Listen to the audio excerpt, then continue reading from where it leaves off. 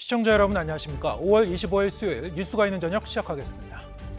북한의 탄도미사일 시험 발사, 이번 주에 어느 정도 예상은 했습니다만 오늘 미사일 발사의 방식은 이전과 좀 달랐습니다. 대륙간 탄도미사일과 단거리 탄도미사일을 각각 시험 발사하는 이른바 섞어 쏘기가 특징이었는데, 정상 각도로 발사할 경우에는 한국과 주일 미군 기지, 미국 본토를 모두 사정권에 두고 있습니다. 관련 소식과 그 의미 잠시 뒤에 자세히 짚어보겠습니다. 먼저 오늘의 주요 뉴스 윤보리 앵커가 전해드립니다. 북한이 오늘 아침 신형 ICBM 한 발을 포함해 탄도미사일 3발을 동해상으로 발사했습니다.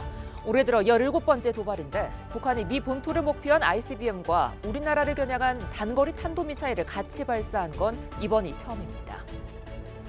윤석열 대통령은 국가안전보장회를 주재해 북한의 미사일 발사를 중대한 도발로 규정하고 강력하게 규탄했습니다. 국가안보실은 핵 기폭장치 작동 시험도 탐지되고 있다며 북한에서 7차 핵실험을 위한 마지막 준비 단계가 임박한 시점이라고 진단했습니다. 6일 지방선거와 보궐선거를 일주일 앞두고 국민의힘 지도부는 경합 지역인 경기와 충청을 중심으로 지지를 보수했습니다. 이준석 대표는 인천 계양을 지역의 보궐선거를 출마한 민주당 이재명 후보를 연일 강도 높게 비난하며 당내 과도한 낙관론에 대해선 자제를 주문했습니다. 여론조사에서 밀리면서 위기에 처한 민주당은 박지원 공동비대위원장의 대국민 사과 이후 지도부를 중심으로 내공이 심해지고 있습니다. 당 지도부가 사과의 시기와 방식에 대해 잇따라 불편한 기색을 드러냈지만 박지원 위원장은 586 세대 용태론을 내세워 다시 대립각을 세웠습니다. 북한이 오늘 아침 대륙간 탄도미사일 ICBM과 단거리 탄도미사일 등 3발을 발사했습니다. 미국 본토를 노린 ICBM과 우리나라를 겨냥한 단거리 미사일을 같이 쏜 건 이번이 처음인데 우리 군은 미군과 함께 즉각 대응 사격에 나섰습니다. 한현희 기자가 보도합니다. 바이든 미 대통령의 전용기가 워싱턴에 도착하기도 전에 북한이 동해상으로 쏘아 올린 미사일은 모두 3발입니다. 가장 먼저 발사된 건 대륙간 탄도미사일 ICBM으로 비행거리는 약 360km, 고도는 약 540km로 탐지됐습니다. 지난 3월 한 차례 실패한 적이 있는 신형 ICBM인 화성 17형이라는 게 정부의 판단입니다. 두 번째와 세 번째 탄도미사일은 단거리 탄도미사일, 이른바 북한판 이스칸데르로 추정됩니다. 두 번째 미사일은 고도 약 20km에서 소실, 그러니까 탐지 레이더에서 사라졌는데 일단은 실패 가능성에 무게가 쏠립니다.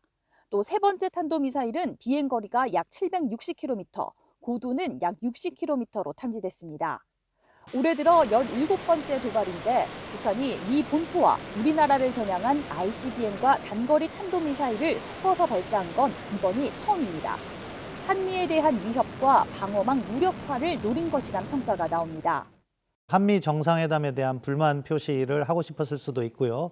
다른 한편으로는 북한이 사실은 작년 1월 8차 당대회 이후부터 꾸준히 핵능력 강화를 갖다가 추진해 오고 있기 때문에 자기들의 핵능력 강화 프로그램도 실험해보고 싶었을 테고. 우리 군은 즉각 대응에 나섰습니다. 한미 미사일 부대가 4년 10개월 만에 현무2와 에이테크스 등을 이용한 연합 지대지 미사일 실사격을 실시했고 F-15K 전투기 30여 대는 무장을 장착한 채 활주로의 전개에 지상 활주를 하는 엘리펀트 워크 훈련도 벌였습니다. 이번 우리 군의 무력 시위는 북한의 ICBM 발사 등 어떠한 도발에도 단호히 대응하겠다는 의지와 우리 군의 압도적인 전력으로 도발 원점을 정밀 타격할 수 있는 능력과 태세를 갖추고 있음을 보여주었습니다. 우리 군은 또 북한의 추가 도발에 대비해 관련 동향을 추적 감시하면서 만반의 대비 태세를 유지하고 있다고 강조했습니다. YTN 한현입니다. 북한의 ICBM 발사 소식이 전해지자마자 윤석열 대통령은 국가안전보장회의 NSC를 즉각 주재했습니다. 특히 미사일 발사를 중대한 도발로 규정하고 강력히 규탄하는 것과 동시에 국제사회 대북 제재를 철저히 이행하라고 지시했습니다.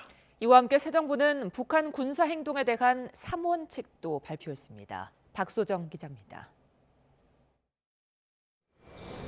새벽 6시쯤 북한 미사일 발사 소식이 전해진 뒤 국가안전보장회의 NSC가 소집됐습니다.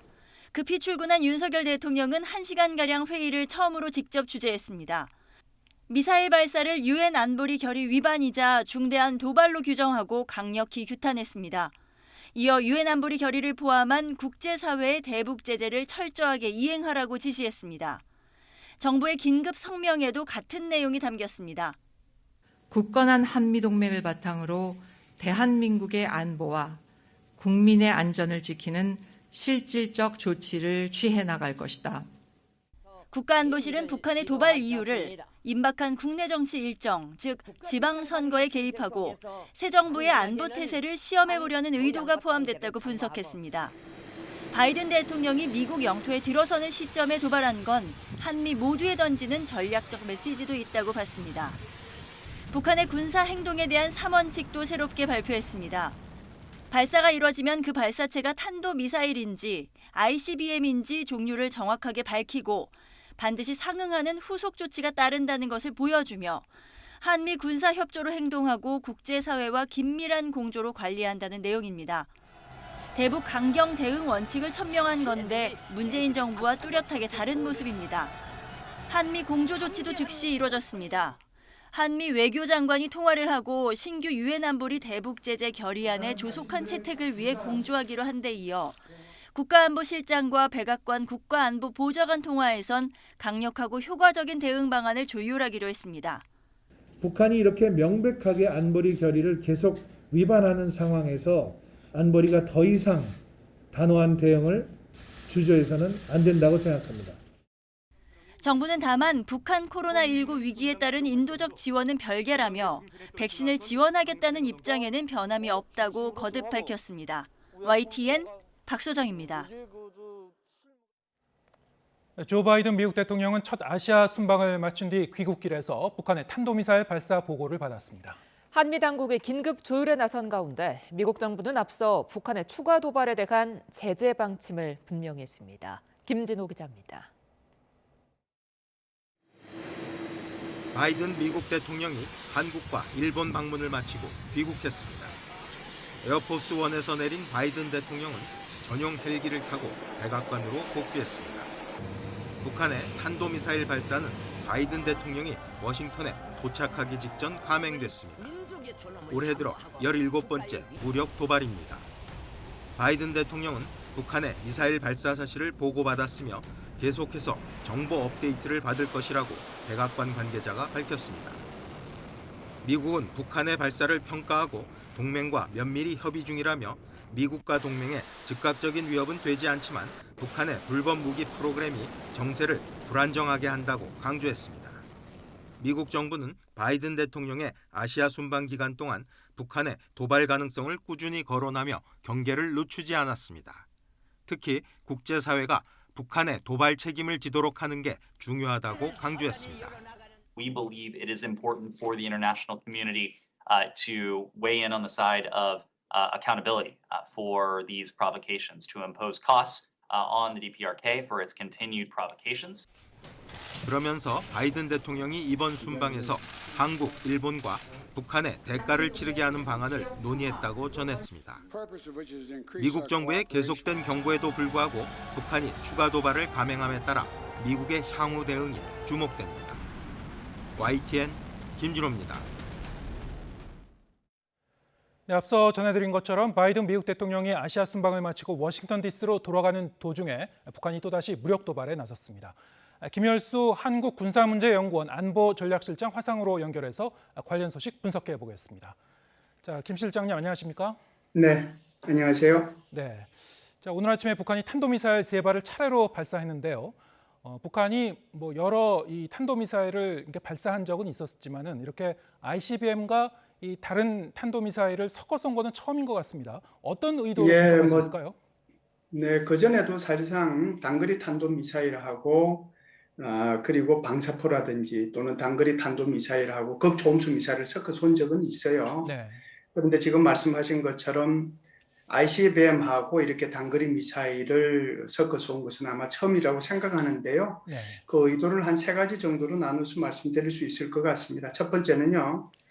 정말 유사시에 미국과 한국을 향해서 동시에 미사일을 발사할 수 있다. 그 미사일에는 핵이 탑재될 수도 있겠죠. 그것을 미국하고 한국한테 뚜렷이 각인시켜야 되겠다는 그런 목적이 있을 수 있고요. 예. 두 번째는 이렇게 단거리하고 장거리 미사일을 섞어 쏘므로써 한국의 방공망이 어느 정도 작동하고 있는지, 그리고 이런 그 미사일의 재원들을 어느 정도 추적하고 있는지 그걸 좀 알고자 하는 목적이 있었을 거고요. 세 번째는 아무래도 이제 한미 정상회담이 끝나고 공동성명도 발표를 했는데 북한 핵미사일 위협에 대한 여러 가지 대응책을 사실상 합의로 공동성명으로 발표를 했잖아요. 네. 근데 실제로 그것이 한국의 대응이 어떻게 이루어지는지 그걸 아마 알고 싶었을 겁니다. 그래서 이 세 가지 목적을 가지고 이렇게 단거리 그리고 장거리 미사일을 섞어 쏘지 않았는가 이렇게 생각을 합니다. 네. 지금 이제 세 가지로 이제 종합적으로 분석을 해주셨는데 오늘 이제 시험 발사한 그 세 발의 미사일 가운데 처음 발사했던 게 이제 신형 ICBM인 화성 17형으로 추정이 되고 있는데요. 자, 이 미사일을 고각이 아니라 정상 각도로 발사한다면은 조금 전에 이제 언급하신 대로 미국 본토까지 타격이 가능하단 말이죠. 네, 그런데 이제 이 단거리 미사일도 이제 같이 시험 발사했는데, 자, 이 미사일 전부가 유사시에는 이 핵탄두를 이제 탑재할 수 있는 가능성을 좀 염두에 두고 우리가 바라봐야 되는 거 아닙니까? 어떻게 보시는지요? 그렇죠. 북한이 계속해서 소형화, 경량화를 계속해서 추진하고 있는 이유도 사실상 이렇게 ICBM의 한 발만 이렇게 장착하는 것이 아니라 다탄두를, 그러니까 탄두를 여러 개를 장착해서 이렇게 발사를 하겠다는 그런 의도가 있는 거죠. 그래서 이 중거리, 장거리 미사일 중에서 화성 12형, 14형, 15형 이런 것들이 있었잖아요. 네. 12형 정도는 뭐 한 5,000km 정도 나가고요.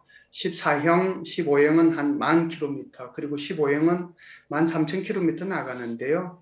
이번에 시험 발사한 북한의 화성 17형은 정상 각도로 사거리로 날아갔을 경우에는 13,000km 이상, 15,000km까지 가능하거든요. 네. 이것은 미국의 뉴욕과 워싱턴뿐만 아니라 전 미국의 본토를 타격할 수 있는 그런 능력을 가진 것으로 알려져 있습니다.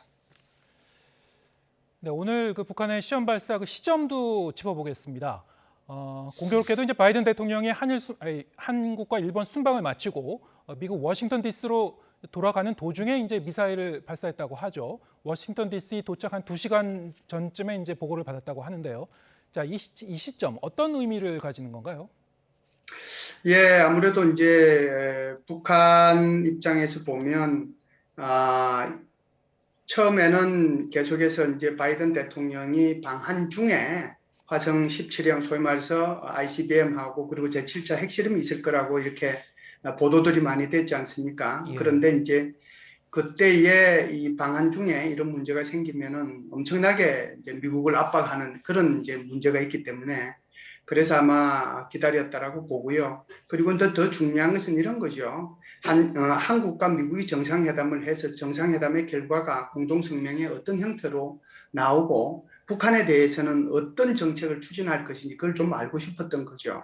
그리고 또 미일 공동성명을 통해서 또 쿼드라고 하는 사자 회담을 통해서 북한에 대해서 어떤 태도로 임하고 어떤 정책을 추진할 것인지 충분히 숙지하고 인지한 다음에 도무지 안 되겠다라고 판단을 했기 때문에 제가 볼 때는 북한이 바이든 대통령이 미국에 도착하기 전에 한국과 미국 그리고 심지어 주일 미군이 있으니까요. 일본 기지까지 타격할 수 있는 장단거리 미사일을 한꺼번에 쏘지 않았는가 이렇게 생각을 합니다. 네, 오늘 우리 정부의 이제 대응도 한번 짚어보겠습니다. 윤석열 대통령이 이제 취임 후 첫 NSC 회의를 주재했고요. 중대한 도발로 보고 강력하게 규탄한다고 밝혔는데, 자, 그만큼 이제 상황을 엄중하게 보고 있다고 볼 수 있겠죠? 그럼요. 그 NSC라고 하는 것이 크게 보면 회의체가 두 개가 있어요. 하나는 상임위원회 회의가 있고요. 그다음에 이제 NSC 회의인데 상임위원회 회의는 국가안보실장이 주관하는 회의고요. NSC 회의는 대통령께서 직접 주재하시는 회의거든요. 그만큼 대통령께서 지금 상황이 엄중하다라고 하는 것을 인식하셨기 때문에 그래서 이제 여기 회의를 주재하셨고요. 회의만 이제 하고 나서 그 결과가 아무것도 없으면 안 되잖아요. 그래서 이 회의를 통해서 1시간 넘게 진행되었는데 그걸 통해서 몇 가지 중요한 결정들을 하셨다라고 봅니다. 그래서 이 회의가 끝난과 동시에 바로 북한에 대해서 현무2 그리고 미국의 에이테킴스가 같이 각각 한 발씩 동해상을 향해서 우리도 발사를 했거든요. 대응 차원에서. 그것뿐만 아니고 F-15기 30대가 소위 말해서 엘리펀트 워크라고 하는 최대 무장을 단체로 이 활주로에서 훈련하는 그 모습을 공개를 했는데요. 이것이 어떤 의미를 가지고 있느냐 하면 북한이 만일 도발을 하거나 이런 비슷한 형태를 취하게 되면 한국은 킬체인을 할 수 있고 KAMD를 할 수 있고 그리고 KMPR을 할 수 있다. 그래서 북한의 도발 원점까지 타격할 수 있다는 것을 이런 우리의 대응 차원의 이런 모습들을 통해 가지고 북한에 경고를 했다 이렇게 볼 수가 있죠. 네, 아까 분석 과정에서 이제 언급을 해주셨습니다만 이번에 한미 공동성명에서 확장 억지력이 이제 핵이라는 그 단어가 이제 명시가 됐고요. 또 연합훈련이나 뭐 전략자산 전개에 대한 내용도 이제 포함이 됐었죠. 자, 이 공동성명 내용을 보고 이 전문가마다 조금씩 해석은 좀 달랐던 것 같습니다만 아무튼 북한의 오늘 미사일 발사가 전보다는 좀 더 이제 강경한 우리의 대북 기조를 의식한 어떤 그 정치적 성격이 있다고 봐야 될까요? 그렇죠. 확장억제위원회라고 하는 건요. 2006년도에 북한이 핵실험했을 때 이제는 뭐 핵우산 이런 거 가지고는 도무지 한국 국민들을 안심할 수 없으니까 북한의 핵뿐만 아니고 미사일 그리고 재래식 위협에 대해서도 미국이 확장 억제 수단을 동원해 가지고 한국에 대한 방위를 튼튼히 하겠다라고 하는 것이 확장 억제 전략이라고 볼 수 있는데요. 그러면 여기에 대해서 구체적으로 뭔가를 해야 되는데 이 하고자 했던 것이 바로 확장 억제 전략 협의체거든요. 2016년도에 이제 최초에 만들어졌고요. 2018년도 회의 한번 하고 난 뒤 그 뒤로는 회의조차 안 했습니다. 그렇다라고 하면 그 뒤에도 북한이 지속해서 계속해서 뭐 중거리, 장거리 그리고 단거리 이렇게 미사일을 발사했음에도 불구하고 또 핵실험도 하고요. 사실상 우리가 취한 조치들이 또는 미국이 한국에 대해서 보장해주는 그런 조치들이 별로 없지 않았어요. 도대체 이런 핵 위협이 또는 미사일 위협이 아주 강도 높게 이렇게 나타나게 된다면 미국은 어떤 자산을 동원해가지고 여기에 대해서 억지력을 발휘할 건가? 여기에 대해서 아무런 내용이 없단 말이죠. 이것을 이제 협의하는 그 성격이 바로 확장 억제 전략 협의체라고 볼 수 있는데요. 이제 이렇게 되면 아마 시나리오별로 어떤 상황이 발생했을 때 어떤 수단을 동원해 가지고 여기에 대응할 것인가 하는 것이 아마 이번에 그 한미 정상 간에 합의한 가장 중요한 합의 중에 하나라고 저는 생각하고요. 그전에는 이제 핵이라고 하는 말을 그 단어죠. 그 단어를 명시적으로 그렇게 지금처럼 표현을 안 했다라고 한다면 이번에 이제 그 윤석열 정부 같은 경우에는 핵이라고 하는 것을 포함을 시켰죠. 그래서 북한의 이런 핵 미사일 위협에 대해서는 핵과 우리의 미사일과 그러니까 한미의 미사일과 그리고 재래식 전력을 동원해서 억지력을 발휘하겠다라고 분명히 이제 명시를 했다라고 봐야죠. 그게 이제 지난 정부하고 아주 다른 가장 큰 특징이라고 볼 수 있습니다. 네. 이런 가운데 이제 북한이 핵실험을 조만간 강행할 거라 이런 전망이 계속 나오고 있습니다. 대통령실도 북한에서 핵 기폭 장치 시험이 있었다. 7차 핵실험 가능성에 대해서 상당히 좀 높게 이제 평가를 하고 있는 그런 상황인데요. 어떻게 보시는지요? 예, 굉장히 뭐 높은 상황이라고 봐야죠. 지금 이제 김태우 제1차장이 얘기한 것도 북한이 핵기폭 장치를 최근에 몇 번에 걸쳐서 했다라고 얘기하잖아요. 그래서 핵기폭 장치라고 하는 것이 핵 폭발을 유도하는 장치거든요. 네. 현재 아시다시피 북한이 2017년도 9월 달에 핵실험하고 난 뒤에 6차 핵실험이죠. 그러고 나서 지금 몇 년 동안 안 했지 않습니까? 그러려면 새로운 이제 핵실험을 하려면 아무래도 이제 기폭 장치가 제대로 작동을 하는지 거기에 대한 실험을 먼저 하고 난 뒤에 이제 핵실험으로 들어가게 되거든요. 그래서 기폭 장치 실험을 몇 번에 걸쳐서 했다라고 하는 것은 곧 이제 핵실험에 임박해졌다라고 하는 것을 암시하는 거라고 볼 수 있죠. 제가 볼 때는 제7차 핵실험이 그렇게 멀리 남지 않았다 이렇게 생각을 하고요. 북한 입장에서는 보면은 이제 경량화를 통해서 가능하면은 적은 그 크기에서 이제 큰 효력을 발휘하는 고성능의 그런 핵무기를 개발할 필요가 있다고 북한 스스로가 생각을 할 거고요. 네. 또 한편으로는 뭐 한반도에서 사용할 전술 핵무기를 그것이 뭐 0.3KT든 뭐 0.9KT든 그 정도의 핵무기를 만들 필요가 아마 있다라고 북한 스스로는 생각할 거예요. 그래서 고도화된 그런 전략 핵무기를 개발하거나 그렇지 않으면 전술 핵무기를 개발하거나 이 두 가지 목적이 다 있기 때문에 제가 볼 때는 어떤 쪽으로 중점을 두고 핵실험을 할지 모르지만 제7차 핵실험은 그리 멀지 않았다 이렇게 봅니다. 네. 7차 핵실험이 조만간 이루어질 것이다 이렇게 역시 전망을 해주셨고요. 자, 그런가 하면 김규현 국정원장 후보자가 오늘 청문회에서 김정은 국무위원장이 스스로 비핵화의 의지가 없다 이런 견해를 밝혔어요. 자, 그렇다면 강대강으로 이렇게 계속 이제 치닫게 되면은 한반도 정세에 이제 불안이 고조될 수 있는 그런 상황인데요. 북한이 추가 도발에 나설 경우에 우리 정부는 이런 북한의 어떤 이 핵 문제의 어떤 리스크를 계속 안고 갈 수밖에 없는 건가요? 대북 정책 어떻게 세워야 될까요? 글쎄요, 결국은 이제 북한한테 이제 그 모든 것이 달려 있다고 해도 과언이 아닌데요. 예. 북한이 사실상 비핵화의 길에 들어서고 회담을 하고 그러고 나서 실질적인 비핵화가 이루어진다라고 하면 뭐 대통령께서도 말씀을 하셨지만 북한의 주민의 삶을 획기적으로 개선할 수 있는 그런 담대한 계획을 가지고 있다라고 얘기를 했잖아요. 그런데 북한이 그런 길로 나가지 않고 지속해서 계속 핵과 미사일을 개발한다라고 하면 우리도 이제 여기에 대응할 수밖에 없잖아요.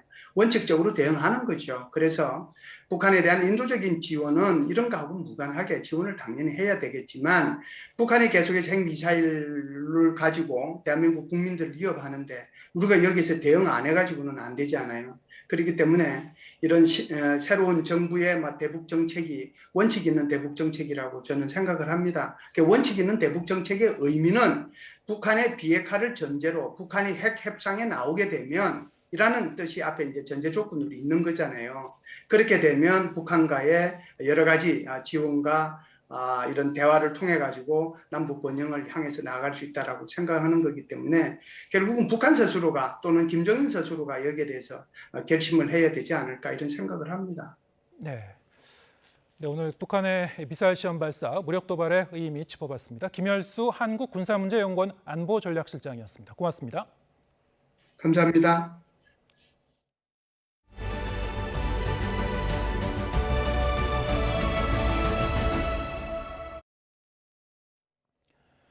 네, 윤석열 대통령이 대한민국 중소기업인 대회에 참석해 민간주도 혁신 성장을 강조했습니다. 용산 대통령실 잔디광장에서 열린 오늘 경내 첫 대규모 행사에는 중소기업계는 물론 5대 그룹 총수까지 총출동해서 공정과 상생을 통한 동반 성장을 다짐했습니다. 윤석열 대통령의 기념 발언 들어보시겠습니다. 우리 중소기업인 여러분 반갑습니다. 2022년 대한민국 중소기업인 대회를 진심으로 축하드립니다. 김기문 중기 회장님을 비롯해서 전국에서 오신 소상공인과 중소벤처기업인 여러분들 모두 환영합니다. 우리 경제의 새로운 도약과 또 대기업, 중소기업의 상생을 위해 자리를 함께해 주신 5대 그룹 대표님께도 진심으로 감사드립니다. 이제 이전한 용산 새 집무실에서 우리 경제의 주역인 기업인 여러분과 지금 이렇게 시간을 함께하고 있는 거 매우 뜻깊고 감사하게 생각합니다. 지금 우리가 마주하는 대외적 어려운 환경 속에서도 우리 중소기업인들께서 많은 일자리를 창출하고 계십니다. 숱한 위기를 기회로 만들면서 대한민국 경제의 버팀목이 되어주신 중소기업인 여러분께 깊이 감사드립니다. 새 정부는 자유민주주의와 시장경제 체제를 기반으로 새로운 도약을 이루어 나갈 것입니다. 민간이 창의와 혁신을 바탕으로 경제의 성장을 주도해 나갈 수 있도록 적극 뒷받침하겠습니다. 제가 지난해와 올해 중소기업 중앙회를 방문했었고 또 당선 이후에는 김기문 회장님을 비롯한 경제 6단체장을 뵀습니다. 여러분께 드렸던 약속들을 잘 실천해 나갈 수 있도록 최선을 다하겠습니다. 코로나 사태의 장기화로 우리 소상공인분들께서 많은 어려움을 겪고 있습니다. 지난 임시국무회의에서 국채 발행 없이 소상공인과 자영업자에 대한 지원금 26조 3천억 원을 포함하는 추경을 편성해서 국회에 제출했습니다. 추경안이 국회를 통과하는 즉시 최대한 신속하게 집행해서 소상공인들의 손실을 보상해 나가겠습니다. 아울러 공공요금 경감, 긴급 금융 지원 등을 통해서 소상공인과 자영업자들이 이 어려움에서 다시 일어날 수 있도록 이 정부는 최선을 다하겠습니다. 새 정부는 중소기업이 4차 산업혁명을 새로운 성장의 기회로 삼을 수 있도록 적극 지원하겠습니다. 중소기업에 대한 연구개발 투자를 확대하고 연구개발비에 대한 공제 혜택을 늘려서 중소기업이 미래 신성장 산업에 진출할 수 있도록 돕겠습니다. 단순한 지원 정책이 아니라 중소기업의 근본적인 경쟁력 강화를 위한 혁신 성장에 집중하는 정책을 마련하겠습니다. 기업이 과도한 비용 때문에 혁신을 시도하지 못하는 일이 없도록 과감한 인프라 투자로 돕겠습니다. 오늘 이 자리에는 5대 기업 대표들께서도 함께해 주셨습니다. 대기업과 중소기업이 상생 협력의 길을 여는 의미 있는 시간이 되길 기대합니다. 정부 차원에서도 공정한 시장 환경을 조성해서 기업 간 상생이 이루어지도록 노력하겠습니다. 중소기업인 여러분, 대한민국의 경제와 일자리를 책임지는 기업인들께서 자부심을 가지고 일하실 수 있도록 정부가 최선을 다하겠습니다. 일선 현장의 목소리를 더 자주 듣겠습니다. 어려운 일이 있으시면 언제든지 이곳을 찾아주시고 저를 불러주십시오. 여러분을 위해 언제든지 이 대통령실의 문은 활짝 열려 있습니다.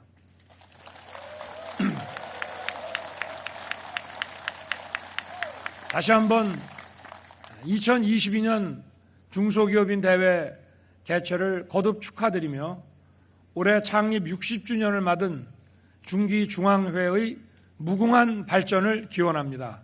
감사합니다, 여러분. 고맙습니다.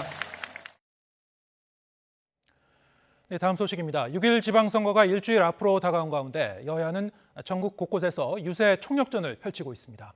후보들은 지역 맞춤형 공약을 내놓으면서 부동층 표심 공략에 나섰습니다. 김승환 기자가 보도합니다.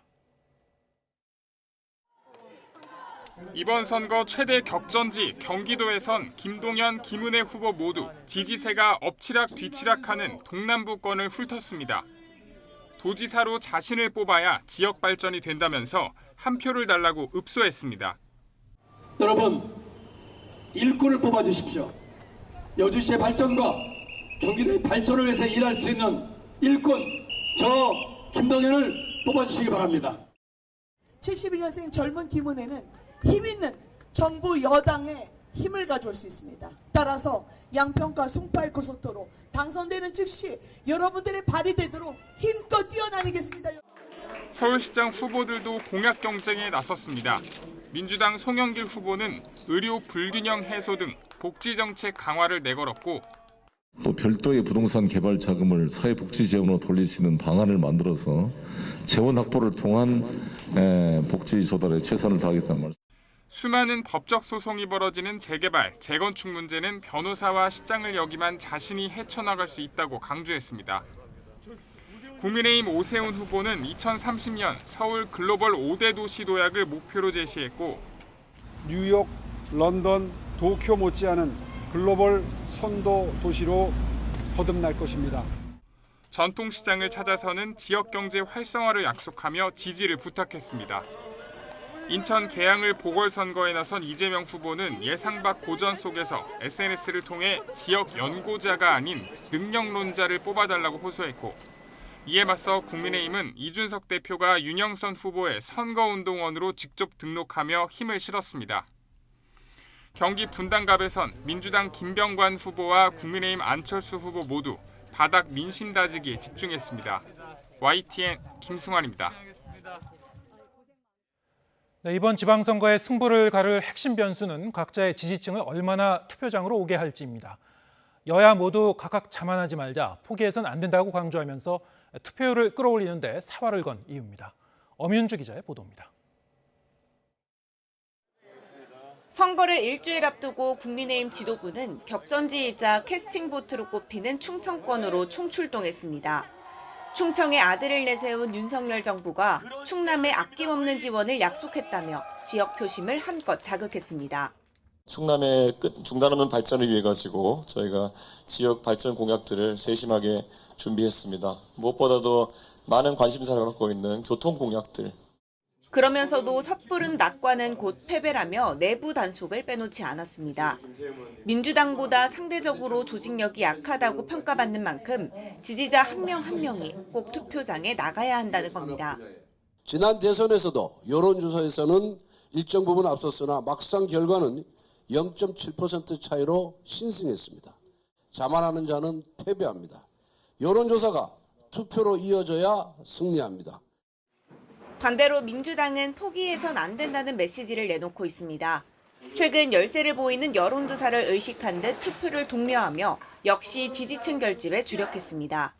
편향된 언론 환경과 정확하지 않은 여론조사도 국민의 선택을 혼란스럽게 하고 있습니다. 그러나 아무리 어렵고 힘들어도 결코 실망하거나 포기하지 않겠습니다. 또 상대적 열세로 꼽히는 강원 지역과 최대 승부처인 경기 지역을 찾아 지역 유세에 힘을 보탰습니다.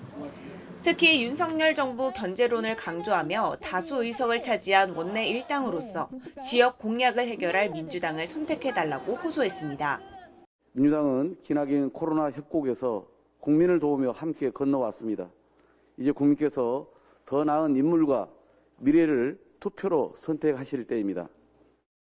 여야 지도부 모두 격전지에서 승기를 잡아 전체 판세를 유리하게 끌고 가겠다는 전략인데 더 많은 지지자를 투표장으로 끌어들이기 위해 막판 총력전이 펼쳐질 것으로 보입니다.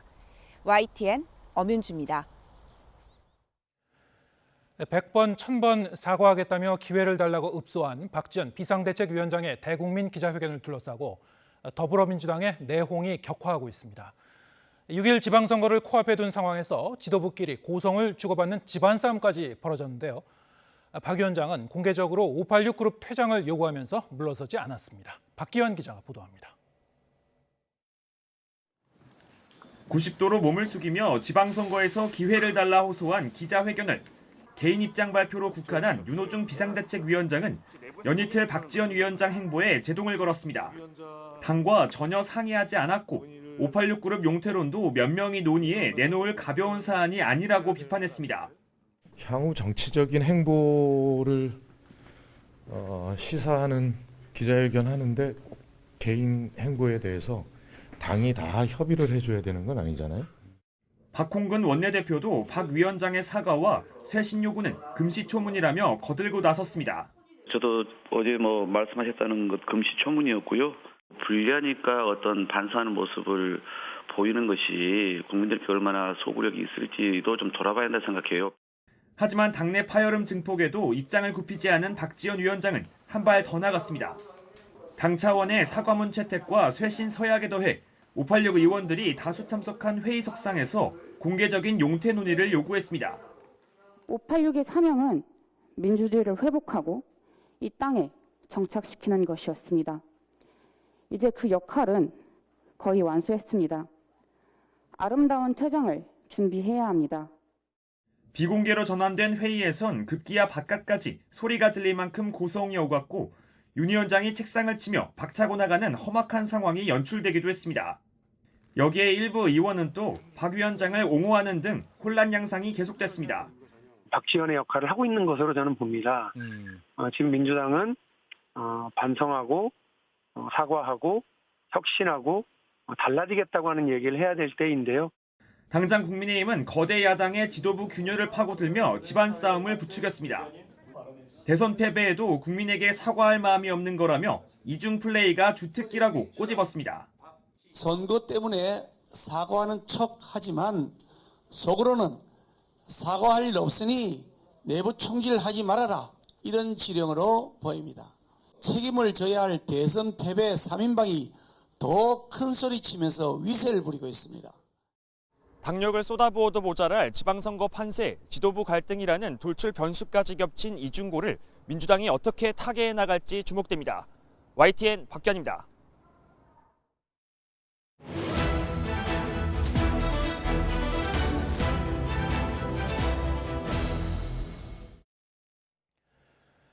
네, 지방선거가 이제 일주일 앞으로 다가왔습니다. 내일부터는 여론조사 결과 공표가 금지되는 이른바 깜깜이 구간이 시작되는 만큼 드러나지 않은 민심과 북한 도발 등 막판 여러 변수들이 어떤 영향을 미칠지 관심이 커지고 있습니다. 정치가 있는 저녁 정가는 오늘은 김준일 뉴스톱 대표와 함께 정치권 소식 짚어보겠습니다. 자, 어서 오십시오. 네, 안녕하세요. 네. 자, 이제 본격적으로 얘기 시작하기 전에 일단 오늘 아침에 있었던 그 북한의 미사일 시험 발사 이걸 한번 짚어보죠. 일반적으로 이 선거를 코앞에 두고 이런 그 북한 이슈, 안보 이슈가 불거질 경우에는 어떻습니까? 이 보수당 혹은 이 여권 쪽에 좀 유리한 방향으로 전개되는 건가요? 어떻게 분석을 하시는지요? 그러니까 과거에 좀 오래전 과거에 뭐 90년대나 2000년대 초반 같은 경우에는 보수 쪽에 좀 유리했다라고 네. 보여지죠. 이제 뭐 소위 말해서 북풍, 총풍 뭐 이런 이 사건이 있었던 것도 그런 맥락이었잖아요. 예. 근데 이제 그 뒤에는 소위 말하는 색깔론이나 뭐 이런 것들이 잘 안 먹히기 시작했고 지금은 그러니까 전체적으로 보면 집권당한테 좀 유리한 이슈가 될 가능성이 높죠. 이런 거 같은 경우. 왜냐하면 국정 안정론을 좀 더 정부에 힘을 실어줘야 된다. 네. 근데 이제 여기에 변수가 있다라면 보통은 이렇게 좀 뭐 북한이 도발하는 것에 대한 책임이 누구한테 있느냐. 그게 만약에 현 정권한테 있다라고 사람들이 인식을 할 수가 있는데 사실은 지금 윤석열 정부가 출범한 지 얼마 안 됐고 뭐 2주도 안 됐잖아요. 네. 그리고 문재인 정부 때부터 계속 올해 들어서 도발이 있었잖아요. 그러니까 이게 윤석열 정부 때문이다. 뭐 윤석열 정부의 강경 노선 때문이다라고 책임을 묻기가 좀 애매한 상황이에요. 네. 그렇다고 본다면은 전체적으로 보면은 크게 도움은 안 되더라도 여권의 소폭이라도 좀 유리할 수밖에 없다 이렇게 보여집니다. 네, 그렇군요. 자, 이 민주당이 지금 그 내부에서 좀 들썩들썩 하고 있습니다. 박지원 공동 비대위원장 어제 기자회견을 둘러싸고 오늘까지도 이제 파열음이 계속 좀 나오고 있었는데요. 관련 목소리 들어보고 얘기 이어가겠습니다. 이제 같이 사과를 하는 게 맞다고 판단을 했고, 근데 그에 대해서 부정적인 의견을 내비치신 겁니다. 같이 사과를 하자고 했지만 동의하지 않으신 거네요, 그러면? 뭐 이제 타이밍이 맞지 않다 이렇게 이야기를 하셨습니다. 그것도 뭐 각자의 의견이고 저는 뭐 당을 대표하는 입장이니까 향후 정치적인 행보를 시사하는 기자회견 하는데 개인 행보에 대해서 당이 다 협의를 해줘야 되는 건 아니잖아요. 네, 지금 뭐 카메라 앞에서는 저렇게 조곤조곤 얘기를 했습니다만 오늘 회의석상에서는 뭐 책상 치고 고성이 오가고 뭐 그런 분위기였다고 하죠. 왜 이 당내 이제 내홍이 어제에 이어서 오늘까지도 계속 지금 이어지고 있고 이게 좀처럼 봉합될까 그런 그 불안감도 좀 커지고 있는 것 같은데요. 그 배경 어떻게 분석해 볼 수 있을까요? 일단 큰 틀에서 보면은 뭐 이제 어떤 정당 정치 세력이 사이클이 있잖아요. 네. 안 좋은 사이클에 지금 들어간 거예요. 그러니까 민주당이 전체적으로 보면 이제 하락세로 들어섰다라는 건데 똑같은 거를 해도 어떨 때는 좌충우돌, 어떨 때는 뭐 광폭행보 뭐 이렇게 나오잖아요. 저런 것도 이를테면 사과도 진정성 있게 받아들이는 거, 뭐 이견이 있어도 그 이견들이 이를테면은 잘 어우러져서 민주적으로 비춰질 수도 있는 건데 지금은 내홍이 불거졌다 이렇게 언론 보도가 나가고 이게 그렇게 비춰지는 거잖아요. 네. 이게 이제 민주당한테는 안 좋을 수밖에 없고 지금 뭐 이제 여러 내부에서 지금 얘기가 나오는 게 이를테면 타이밍 문제 그리고 전략 문제. 그리고 내용 문제 뭐 이런 것들이 나옵니다. 뭐 타이밍은 지금이 할 타이밍이냐, 일주일 남겨놓고, 그리고 전략이란 거는 사과만 해서 이기겠느냐. 그 기자회견 그 내용에 대한 어떤 불만의 목소리를 말씀하시는 거죠? 예, 그리고 네. 내용에 대해서 그러니까 당내 이견들을 지금 박지원 비대위원장의 발언에 대한 이견들을 제가 말씀드리는 겁니다. 그 내용에 있어서는 586 용태론으로 이게 가능하겠느냐라는 건데 결과적으로 보면은 리더십이 없어서 그렇죠. 만약에 그러니까 비대위원장 하면 사실 우리가 떠오르는 사람이 있잖아요. 유명하신 뭐 김종인 비대위원장. 예. 네. 그분이 만약에 나와가지고 586 용태론 그리고 사과하겠다라고 했을 때 당내에서 이 정도로 반발을 할 수 있었냐라는 거죠. 그러니까 사실은 어떻게 보면 얼굴 이제 간판용으로 세웠는데 네. 너무 세게 발언을 하다 보니까 이것들이 이제 당내 리더십이 없다 보니까 이렇게 내용이 불거지는 거고, 사실 뭐 이제 민주당이 이제 반성해야 될 부분들은 여러 가지가 있다고 이제 중도층에서 많이 느끼고 있는데, 저 지금 이런 내용이 좀 불거지는다라고 하면은 전체적으로 보면은 반성을 못하는 정당이다라는 이미지가 좀 더 강해질 가능성이 높아지는 것 같습니다. 지금 그 당내 리더십 문제를 말씀하셨는데 그거는 이 박지원 위원장의 어떤 당내 입지가 그렇게 단단하지가 않다. 그 점을 말씀하신 겁니까? 아니면은 그 당내 이 대선 패배 이후에 민주당의 전반적으로 이 당내 리더십의 공백을 말씀하시는 겁니까? 두 가지 다가 있는 거죠. 그러니까 네. 박지원 위원장이 사실은 26세에 물론 굉장히 이제 대선에 큰 공을 세웠지만은 당을 휘어잡을 정도의 정치력이 있는 건 아니잖아요. 예. 윤호중 위원장의 말이 저는 굉장히 의미심장이 있는데 아까 뭐라고 했냐면은 그것도 각자의 의견이고 저는 당을 대표하는 입장이니까, 당은 박지원 위원장도 대표하고 윤호중 위원장도 대표합니다. 예. 공동 비대위원장이잖아요. 근데 이 은연중에 그게 나온 거예요. 박지원은 당을 대표하는 사람이 아니고 내가 대표하는 네. 사람이다라고 이렇게 얘기를 하는 거고, 정치적 개인 행보라고 했거든요. 이거를 개인이 튀려고 이렇게 하는 거다라고 이제 윤호중 위원장이 이제 보고 있는 거죠. 그러니까 그 정도로 입지가 없는 거고, 말씀하셨다시피 크게 보면은 지금 당내에 누가 어느 계파가 뭐 이렇게 그러니까 어떻게 좀 주도권을 가지고 할 수 없는 거고, 사실은 지금 지방선거도 있지만은 8월 전당대회에 많은 계파들의 시선이 쏠려 있거든요. 왜냐하면 그 2년 후에 이제 공천권이 있기 때문에 여기에서 지금 좀 원팀이 되게 힘든 지금 구조적인 좀 어떤 배경이 있다, 이렇게 볼 수 있을 것 같아요. 그런데 이제 이 기자회견 내용을 보면은 지금 이제 가장 큰 이 문제 제기가 들어왔던 부분 중에 하나가 이제 586 용태론이란 말이죠. 이 용태론은 사실 지난 대선에서 이제 송영길 전 대표가 대선을 코앞에 두고 본인이 나와서 이제 총선 불출마도 선언하고 또 이 586 용태론도 이제 띄웠던 바가 있거든요. 내용으로 보면은 사실 크게 다르지 않은 내용인데 왜 이번에는 이렇게 당내에서 반발이 나오는 걸까요? 그러니까 이제 뭐 민주당을 온건하게 지지하시는 분들은 박지원이 틀린 얘기한 거 아무것도 없다 이제 네. 말씀을 이제 하시는 분들이 많아요. 저도 뭐 원론적으로 보면 다 맞죠. 다만 이제 586 용퇴라는 게 그런 거, 용퇴라는 게 그거잖아요. 용감하게 퇴장을 하는 건데 예. 그 주체가 자기 스스로 결정을 해서 해야 되는 건데, 이거를 586 용퇴를 만약에 당에서 결정을 하면은 이게 용퇴가 아닌 거죠. 그러니까 너 나가, 이를테면 당신이 책임 있으니까 나가라는 이런 식으로 된다라고 한다라면은 이게 이제 용퇴가 될 수 없는 거 하나고, 너무 많습니다. 그러니까 586이 너무 많아요. 그러니까 어디까지 586인가? 네. 그러니까 당내 50대가 대부분 586이라고 한다라면은, 그리고 어디까지 운동권인가라고 했으면은 어느 특정 계파가 아니고 다 걸쳐 있다 이거죠. 다 걸쳐. 이건 계파에 상관없이 다 걸쳐 있다 보니까 예. 이게 조금 어려운 부분들이 있는 거니까, 심정적으로는 개혁 이제 반성해야 된다, 이거 지지를 하는데 586 용태론까지 가면은 조금 이게 이제 난감해지는 부분들이 있기 때문에 많은 의원들이 또 약간 침묵을 하는 그런 뭐 상황도 있습니다. 네. 박지원 위원장이 이제 민주당이 영입된 그 배경을 보면은 이준석 대표가 이끄는 국민의힘에 이제 맞대응하는 성격에서 어떤 그 세대론의 맥락에서 영입된 그런 성격도 있고요. 분명히 이제 2030 그 여성 유권자를 끌어오는데 어느 정도 기여했다 이런 평가도 있지 않습니까? 자, 이렇게 지금 그 당내에서 이제 갈등이 이 선거를 코앞에 두고 불거지게 되면은 유권자 이 민심에도 좀 영향을 줄 것 같은데요. 민주당 입장에서 어떻게 뭐 봉합의 가능성이 있을까요? 극적인 봉합?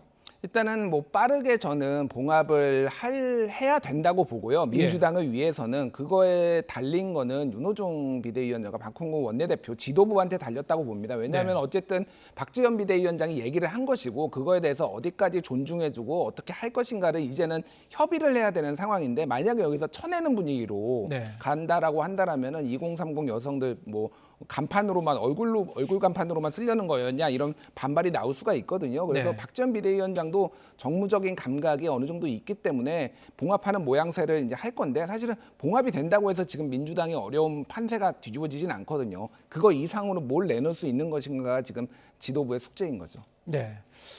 자, 이번엔 이제 지방선거 얘기 계속 해보겠습니다. 지금 이제 이재명 후보가 출마한 인천 계양을 지금 계속 접전 양상을 보이고 있죠. 여론조사 결과가 하나둘 계속 지금 나오고 있는 상황인데요.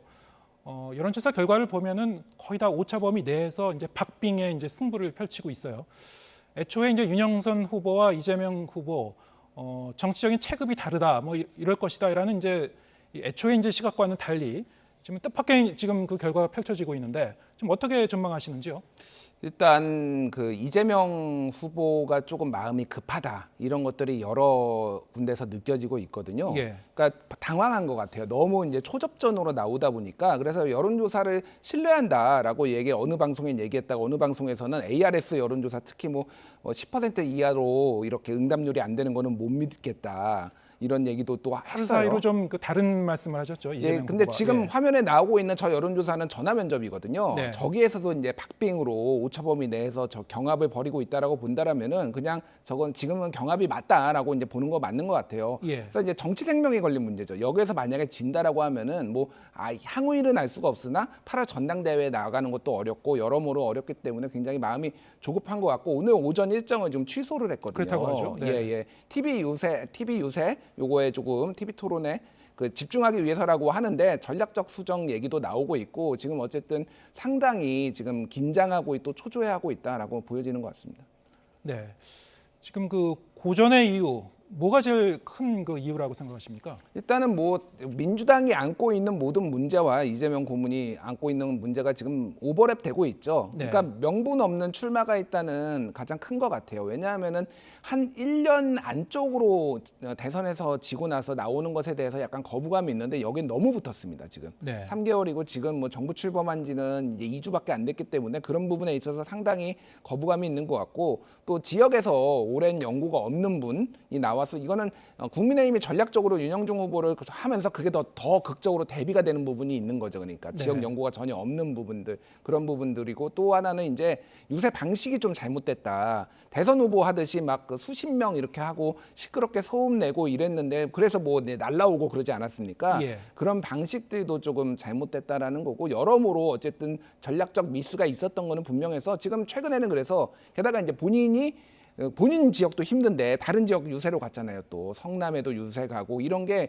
계양구 주민 입장에서는 왜 여기도 중요하게 생각하지 않지? 라고 조금 여기는 당선된 것처럼 행동하지 이런 거부감까지 좀 있는 것 같아요. 그래서 최근에는 계양에만 머물고 혼자 다니고 혼자나 둘이 다니고 이런 식으로 전면 수정을 했거든요. 예. 그런 것들이 지금 이제 전략 수정이 들어갔는데 어떻게 영향을 미칠지 좀 봐야 될 것 같아요. 예. 자, 그런가 하면 이제 경기도지사 선거 김동연 후보와 김은혜 후보가 역시 박빙의 이제 승부를 벌이고 있죠. 자, 여기 역시 이제 이번 그 지방선거의 이제 최대 승부처 중에 하나인데 예측 불허 상황인 것 같아요. 어떻게 보시는지요? 정말 예측 불허입니다. 저 예. 모르겠고요. 지금 최근에 선거전을 보면 약간 네거티브들이 지금 강화되는 상황이에요. 네. 그러니까 김은혜 후보 측은 이제 KT 상무 시절에 취업 청탁 의혹이 있어서 그거에 대해서 상대 후보에서 공격을 하고 있고 김동연 후보 같은 경우에는 이제 고액 후원금 근데 단일화 이후에 이재명 고문과 상 관련이 있는 기업의 임원들이 고액 후원을 했다. 뭐 이런 뭐 의혹들이 지금 해서 약간 난타전 성격이 매우 강해지고 있습니다. 그래서 최근 여론조사 보면은 박빙인 것이 그냥 지속적으로 나오고 있어요. 그래서 예. 변수라고 한다라면은 저 지금 강용석 후보가 지지율이 많이 빠지긴 했거든요. 예. 여기에서 어떻게 이제 단일화가 될 수 있는지 단일화는 안 하더라도 자진 사퇴를 할지 말지 네. 이런 거가 하나가 있을 거고 자진 사퇴할 경우에는 좀 표가 옮겨갈까요? 약간은 그래도 김은혜 후보한테 조금 더 유리하지 않을까 그렇게 네. 보여지는데 지금 강용석 후보는 이도저도 못하는 그런 상황이에요. 왜 그렇습니까? 그러니까 왜냐하면은 이미 전화통화 윤석열 대통령하고 전화통화를 가지고 진실 게임이 돼버렸는데 그랬었죠. 이미 네. 시그널이 명확해졌어요. 윤석열 후보는 내가 아는 사람이 아니다. 전화통화 한 적 없다라고 함으로써 이제 강용석을 지지했던 많은 보수 유권자들이 많이 돌아섰다라고 본다라면은 여기에서 그렇다고 내가 진실 게임을 강용석 후보가 한다라고 해서 뭐가 되는 게 아니잖아요. 여러모로 딜레마적인 성격이 있는 거고 하나는 지금 김동연 후보가 기자회견을 긴급 기자회견을 국회에서 하면서 읍소론을 펼쳤거든요. 지금 그러니까 다른데 다 막 안 좋은데 경기까지 넘어가면 안 된다라는 그런 전략인데 여기에 이제 민주당 성향, 온건 민주당 성향 지지자들이 얼마나 투표를 하러 나올지 그게 좀 관건이 될 것 같습니다. 예, 알겠습니다. 자, 오늘은 여기까지 듣겠습니다. 김준일 뉴스톱 대표와 함께했습니다. 고맙습니다.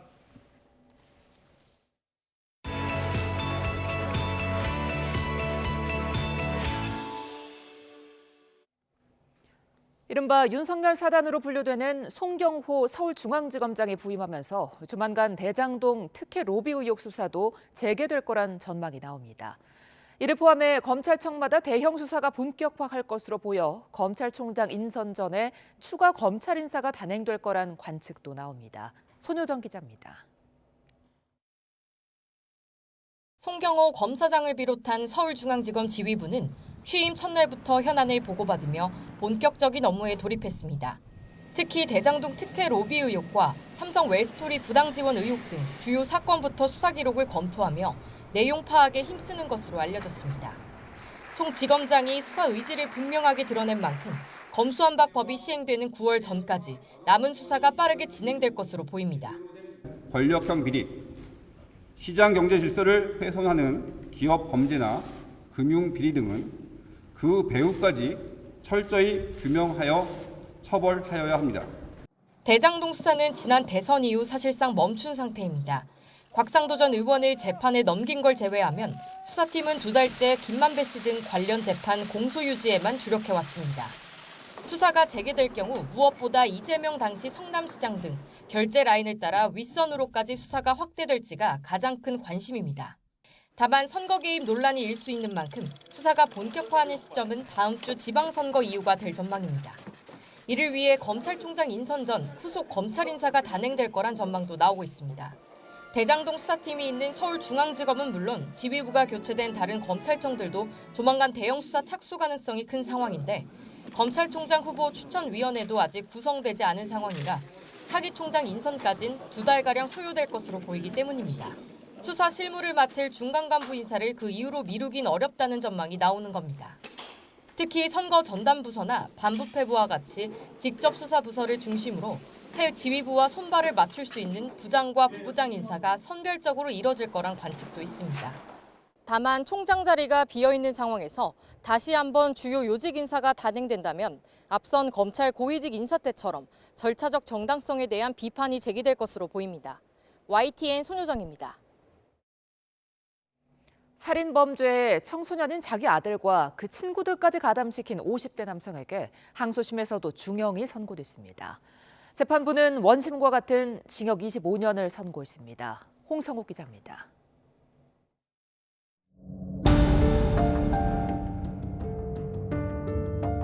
받으러 찾아갔다가 채무자를 살해하고 하천변에 묻은 이들이 경찰에 붙잡혔습니다. 강원도 정선 하천변에 처진 경찰 출입 통제선. 57살 A씨와 그의 아들 친구 2명 등 4명이 범행을 벌인 건 지난해 5월. 식품 설비업을 하는 B씨를 흉기로 때려 살해하고 풀숲에 묻었습니다. 10여 년 전 B씨에게 식품 설비를 빌려줬는데 B씨가 이를 처분해 설비 대금 1억 5천만 원을 돌려받지 못하자 범행을 벌였습니다.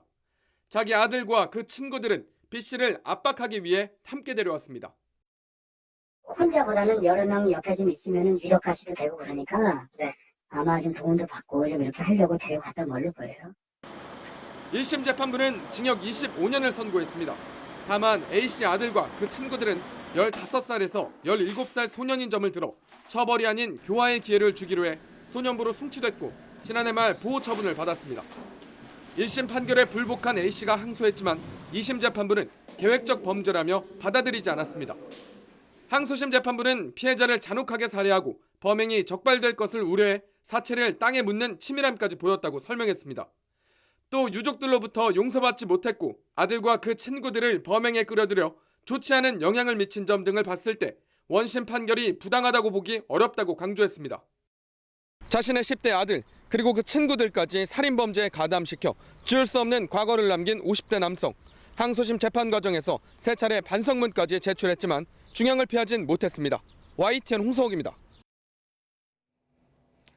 우리은행에 이어 또 한 번 금융기관에서 거액의 횡령 사고가 터졌습니다.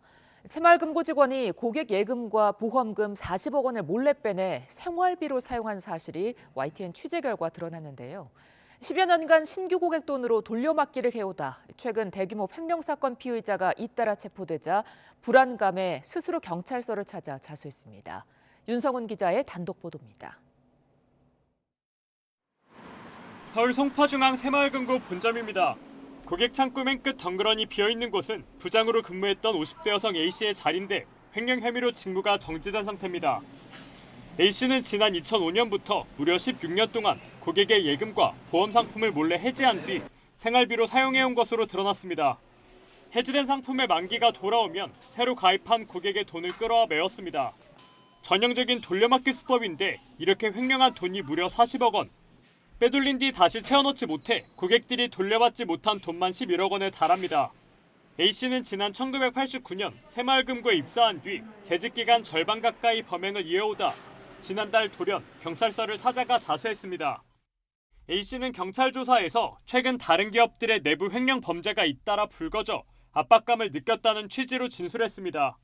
하지만 경찰은 A씨가 더는 돌려막기로 횡령금을 채워넣기가 어려워지자 자수를 결심한 것으로 보고 있습니다. A씨는 자신의 상급자였던 임원 B씨도 횡령에 가담했다고 털어놨습니다. 이처럼 이들이 여러 해에 걸쳐 거액의 고객 돈을 빼돌렸는데도 새마을금고 측은 까맣게 모르고 있었습니다.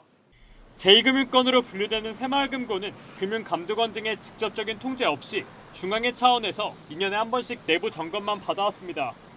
관리감독 책임이 있는 새마을금고 중앙회와 행정안전부는 뒤늦게 횡령 사실을 파악하고 감사에 들어갔습니다. 진행 중이에요. 오늘 진행 중이고 다 확인 중이니까.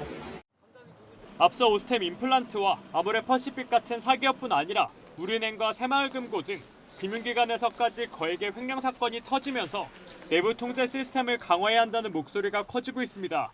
한 사람 특정인에 의해서 그러한 자금 관리가 종결될 수 있다라는 부분들은 사실상 개선이 필요한 부분이라고 볼 수가 있습니다. 경제 범죄에 대해서 처벌을 더 엄격하게 하고. 경찰은 A씨와 B씨를 특정 경제범죄 가중처벌법상 횡령 혐의로 입건해 정확한 횡령 규모와 사용처 등을 조사하면서 윗선 등 공범이 더 있는지 확인하고 있습니다. YTN 윤성훈입니다.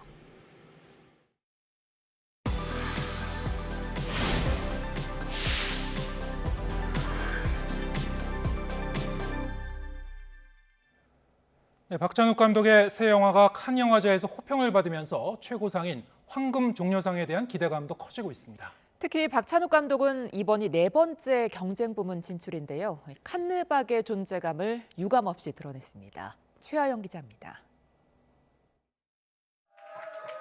박찬욱 감독의 새 영화는 칸이 사랑한 감독 칸느박다웠습니다. 칸 영화제 공식 소식지에 실린 평점은 4점 만점에 3.2점. 공개된 경쟁 부문 초청작 가운데 가장 높습니다. 최고상인 황금 종려상에 기대감이 커지는 이유이기도 합니다. 각종 기자간담회에서는 파격 대신 멜로를 선택한 배경에 관심이 쏠렸습니다.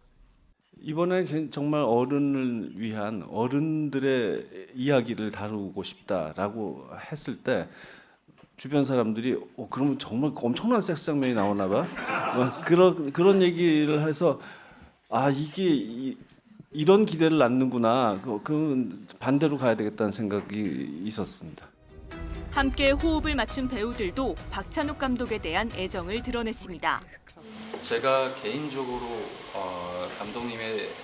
감독님을 알아본 바로의 소견은 한국에서 가장 신사적인 감독이 아닌가라는. I told him right after screening last night. I said, "Thank you, 감독님.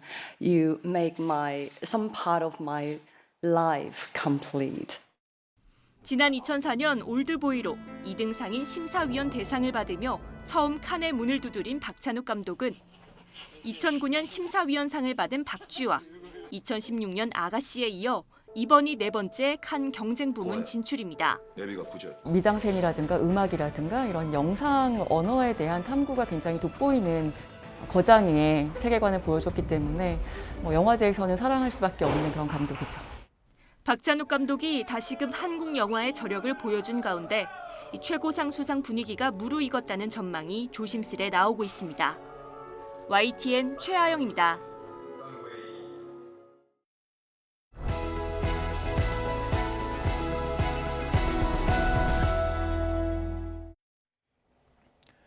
네, 조 바이든 미국 대통령이 아시아 순방을 끝내고 귀국했습니다. 바이든 대통령은 4박 5일의 일정 동안 인도 태평양 경제 프레임워크 IPEF 출범과 쿼드 정상회의 등의 성과를 남겼습니다. 향후 국제 정세에 어떤 영향을 미치게 될지 국제 이슈를 짚어보는 국경 없는 저녁에서 임상훈 인문결 연구소장과 함께 자세한 이야기 나눠보겠습니다. 안녕하십니까? 안녕하십니까? 안녕하세요. 네, 바이든 대통령 이제 한국, 일본 이렇게 이제 차례로 방문하고 이제 미국으로 돌아가는데요. 이 바이든 행정부가 이제 두 나라에서 이제 거둔 성과, 정상회담의 이제 공동 성명을 좀 비교해 보면은 그 내용 좀 분석이 될 것 같은데요. 좀 그렇죠. 차이가 있을까요? 사실 그 두 정상이 한번 만났었죠. 바이든 대통령하고. 네. 그러니까 이번 양국의 정상은 아니지만 어쨌든 그 바이든 대통령이 취임한 이후에 한국과 일본의 정상을 워싱턴에서 한번 만났고, 예. 그다음에 새로 이제 그 바뀐 두 나라 정상이 이번에 처음 만난 건데 두 나라 사이에서의 약간의 그 어떤 성격의 차이는 좀 있는 것 같습니다. 근데 한국 같은 경우에는 아무래도 우리나라의 이제 언론에서도 보도가 된 것처럼 미국 입장에서 경제 성과가 이제 많이 컸었고, 특히 이제 한국의 삼성전자 그리고 현대차 같은 경우에 이제 총 규모가 이제 170억, 100억 달러 이제 규모로 미국 투자를 발표하지 않았습니까? 네. 미국 바이든 대통령 입장에서는 지금 국내에서의 인기가 많이 떨어져가는 그런 상황에서 특히 텍사스주 같은 경우에 공화당이 강세 지역인데 아무래도 이제 선물 보따리를 미국으로 이제 가져가기에 충분했다. 근데 거기에 반대로 이제 반급 효과로 우리나라에서는 무엇을 얻었는가 하는 차원에서는 조금 더 회의적인 그런 목소리들로 나오고 있죠. 예. 이제 우리나라는 안보를 챙겼다라고 하는 것인데 그 안보라고 하는 것은 우리가 뭐 소홀히 한 적은 없잖아요. 그 전부터 같은 프레임이었는데 그것으로 만족하기엔 좀 부족하지 않았는가 이런 그 비판적인 목소리도 나올 수가 있고요. 근데 반면에 일본 같은 경우에는 일본이 우리나라만큼 선물을 챙겨주었는가라고 하는 것은 글쎄요, 별로 그런 건 없는 것 같은데 반대로 미국이 일본한테 이번에 큰 선물을 하나 줬죠. UN 안보리 상임이사국 일본은 지금 아니지 않습니까? 네네. 상임이사국에 진출할 수 있는 그 어떤 그 길에 미국은 지지를 보낸다라는, 뭐 사실 이게 처음은 아니죠. 오바마 대통령도 이야기를 했었고 했지만 사실 지금은 그때하고는 그 조금 다른 것이 미국 입장에서는 지금 그 유럽에서는 우크라이나 전쟁이 있고 아시아에서는 중국을 견제하려고 하는 어떤 그 이중적인 어떤 그런 벅찬 상황에서 좀 힘 있는 나라가 그 같은 선상에서 동맹을 이제 맺어줄 수 있는 어떤 그런 힘이 필요하죠. 그런 상황에서는 일본이 어떤 그 국제적인 목소리를 더 낼 수 있다면 미국 입장에서는 그 힘이 되는 어떤 그런 건데, 다만 이 우려되는 것은 우리 입장에서는 그렇게 되다 보면 일본이 평생 수건인 어떤 그 군사 대국으로 가는 그런 길을 미국이 열어주는 그런 것 아닌가라는 그런 우려도 동시에 나올 수 있다는 것.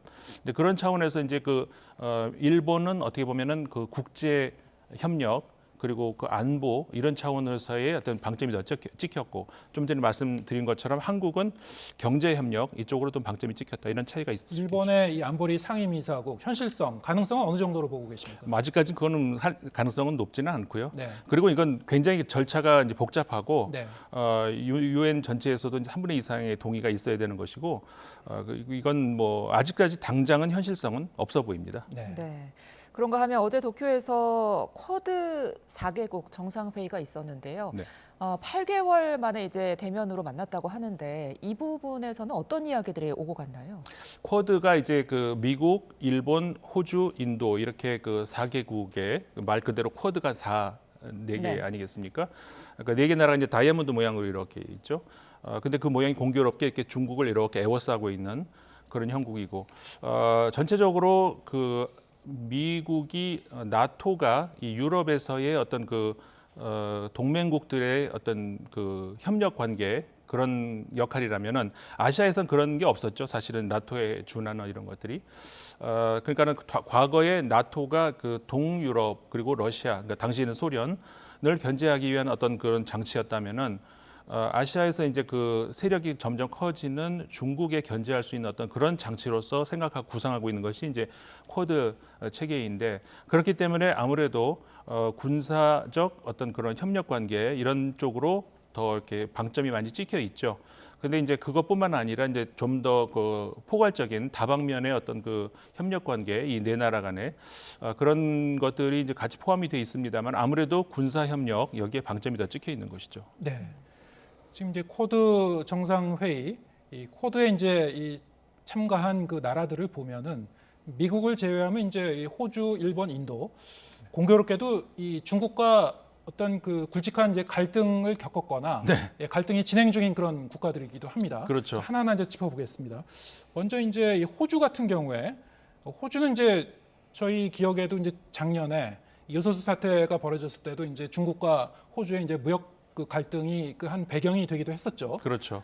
이번에 이제 이 앨버니지 신임 호주 총리가 이 정상회의에 참석을 했는데 제가 이제 뉴스를 보고 좀 놀랐는데요.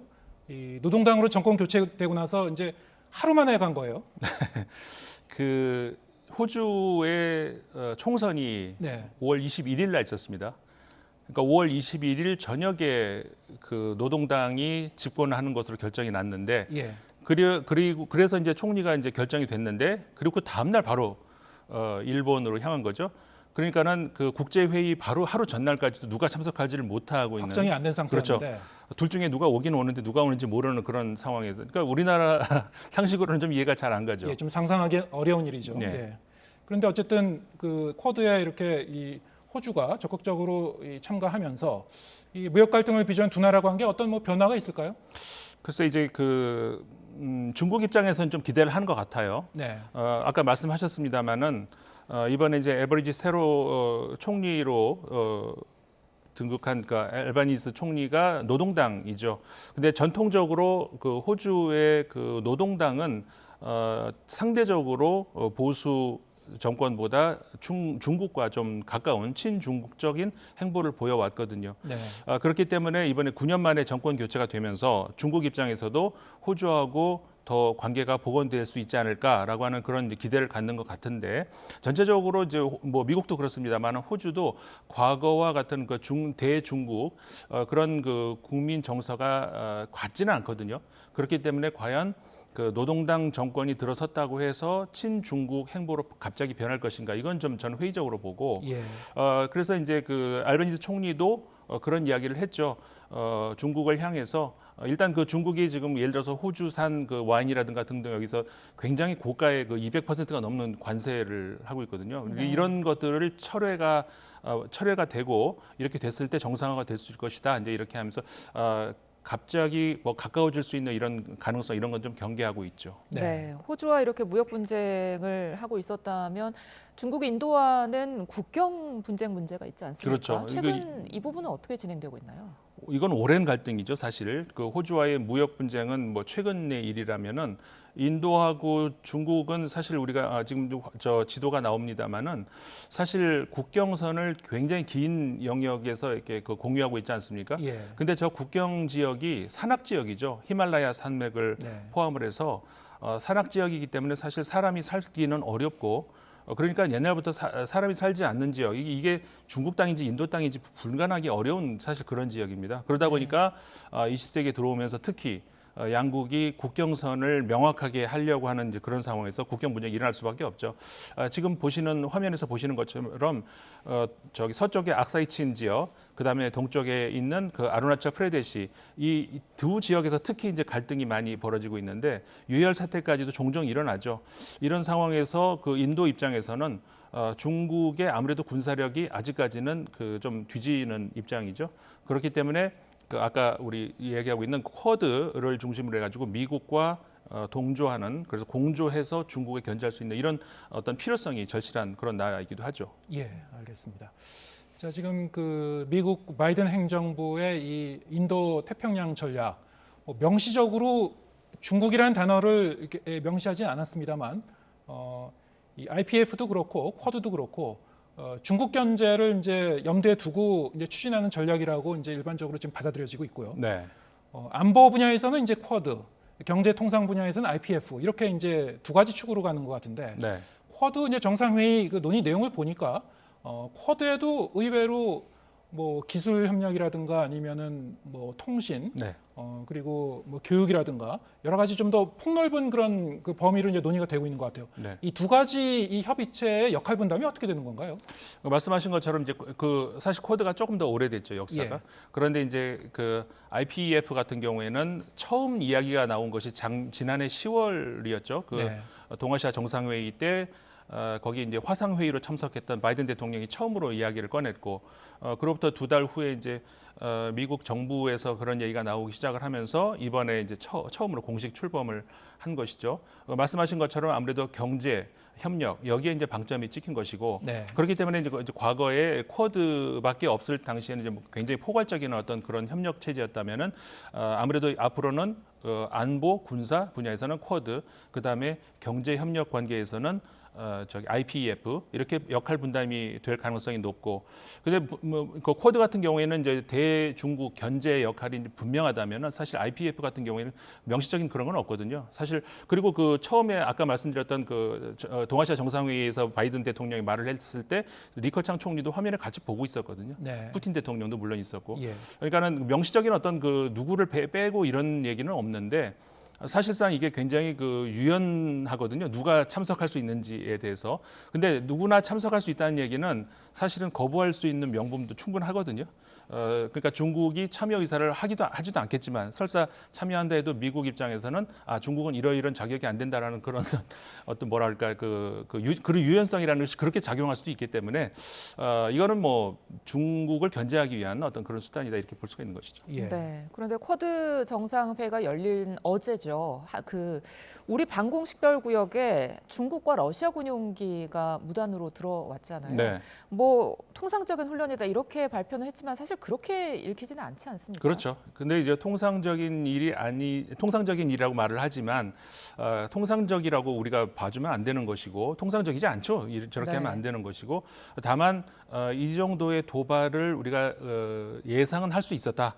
이런 정도로 어떻게 보면은 무력 시위라고 볼 수가 있는 것인데 저 정도의 예상은 이제 우리 정부도 할 수 있었던 그런 정도의 무력 시위가 아닌가 이렇게 보여집니다. 근데 어떤 의도가 있다고 봐야 될까요? 아무래도 이제 지금 우리가 얘기하고 있는 쿼드라든가 그 IPEF라든가 그러니까 모든 것이 지금 그 미국의 대중국 전략, 그다음에 물론 이제 유럽에서는 역시 러시아가 우크라이나 전쟁과 이렇게 의 관계에서 어떤 그 대러시아 전략 이런 것들을 어떻게 보면은 러시아와 중국이 등과 등을 맞대고 있는 상황, 네. 포위된 상황이죠.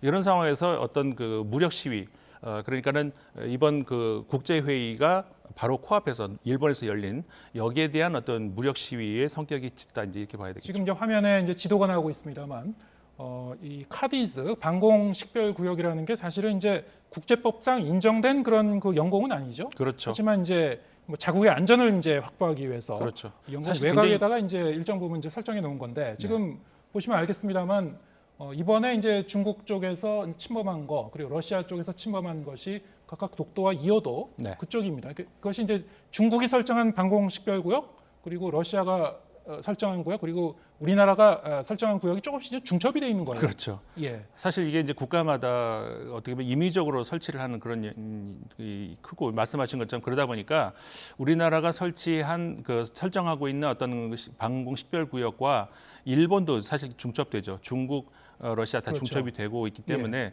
뭐 사실 좀 그 중국 입장에서는 또 그 주장하는 바가 또 다를 수 있고 뭐 이런 점은 없지 않아 있습니다만은 어쨌든 그 좀 통상적이라고 볼 수는 어렵겠죠. 네. 네. 알겠습니다. 자, 이렇게 지금 그 바이든 행정부가 이 새로운 그 인도 태평양 전략 말하자면 이제 이 중국 견제를 염두에 둔 그런 그 전략을 점점 이제 구체화시키고 있는데요. 자, 이러면서 이제 미중 간의 이런 패권 경쟁 전략 경쟁이 점점 심화될 것 같습니다. 앞으로 이러한 그 현상이 계속 좀 이어질 것 같은데요. 네. 앞으로 어떤 변수가 있을까요? 그 아무래도 이제 특히 올해 같은 경우에는 그 중국도 그렇고 미국도 그렇고 큰 정치 행사가 있지 않습니까? 네. 중국 같은 경우에도 이제 정권이 바뀔 수도 있고 물론 저 시진핑 주석이 다시 연장이 될 뭐 가능성도 물론 있습니다만은 예. 바뀔 가능성도 있고 그런 중에 지금 그 리커창 총리계와 시진핑 주석계 사이에서의 그 물밑에서는 아주 치열한 어떤 그 싸움이 있는 것으로 정황이 보이고 있거든요. 네. 어떤 그런 거. 그럴 때 국내 문제가 아무래도 중국 입장에서도 좀 코앞에 지금 닥친 그런 어떤 현안이고 미국도 마찬가지. 올해 그 중간 선거가 있지 않습니까?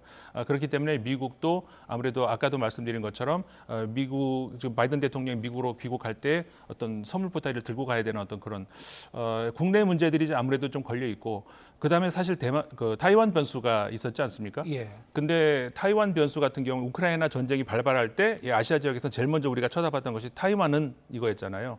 그런데 뭐 우리가 모두가 알고 있는 것처럼 생각만큼 러시아가 이렇게 빠른 시간에 우크라이나를 점령하지 못하는 모습을 보면서 아무리 강대국이라도 이렇게 어느 지역을 이렇게 점령한다는 거 쉽지 않다는 거. 이게 어떻게 보면은 타이완에 대한 그 중국의 어떤 그 위협 이런 것들이 과거보다는 줄어들은. 그러니까 어떻게 보면 타이완 변수가 좀 줄었다. 이런 차원은 이제 보일 수가 있는 것인데. 말씀하신 것처럼 그 중국은 앞으로 그 올해뿐만이 아니라 앞으로 계속해서 그 목소리를 그 태평양으로 향한 그 목소리를 높일 것이기 때문에 미국과의 갈등은 피할 수가 없는 것이죠. 예, 알겠습니다. 오늘 말씀은 여기까지 듣겠습니다. 임상은 인문결 연구소장과 함께했습니다. 고맙습니다. 고맙습니다. 네, 오늘 뉴스가 있는 저녁은 여기서 인사드리겠습니다. 저희는 내일 저녁 7시에 다시 찾아뵙겠습니다. 함께해 주신 여러분 고맙습니다.